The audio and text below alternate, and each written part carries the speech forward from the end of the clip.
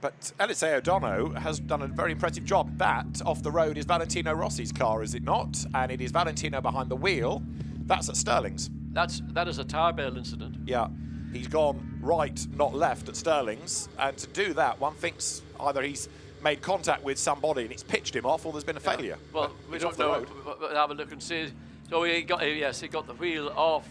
And that is coming out of Sheen. And how he got to that part of the side of this, I mean, he shouldn't have been there. Run wide onto the grass, coming out of Sheen curve, lose it, slide across. And that, again, the grass is still wet. Yeah. So there's no traction there whatsoever. And, of course, once the car broke away, then just the kinetic energy involved. Valentino, there's the view on board. And thankfully, we don't have a microphone in his helmet to hear what he might be saying. It wouldn't really matter because I don't speak Italian. Maybe some of our audiences would appreciate it. Certainly, the people watching this broadcast in Italy would have had that full version of that. Lots of arm twirling, came to naught, off he goes. That's a disappointment. Red flag. Red flag. No surprise, the car's got to be removed.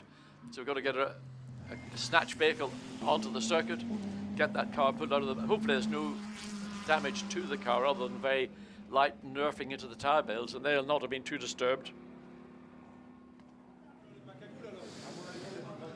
Well, Maxime Martin thinks might not be busy for a while now, so he will await news. The red flag showed the voice you heard in the background, that of the race director, Alain Adon, but the session stopped, but the clock will carry on ticking because of the fact that it is free practice. So all of this eats into the time available. We were nudging towards half distance as a phlegmatic Maxime Martin shrugs his shoulders, getting the end of the drama again. Look, I think he's just run wide, coming out of Sheen curve, hooks a wheel onto the grass, which will be wet after yesterday's very heavy rain. Yeah, I mean, and they had very little tarmac to help the retardation.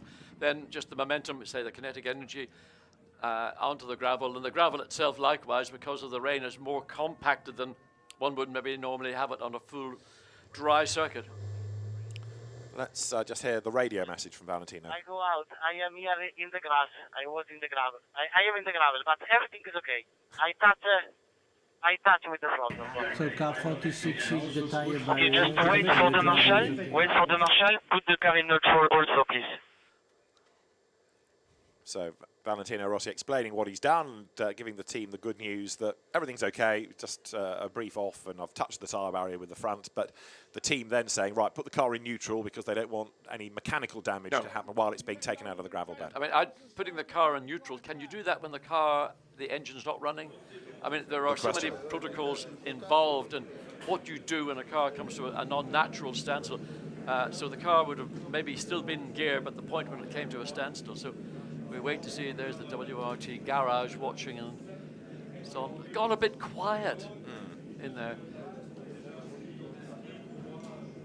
So a little bit of a setback for the 46 BMW.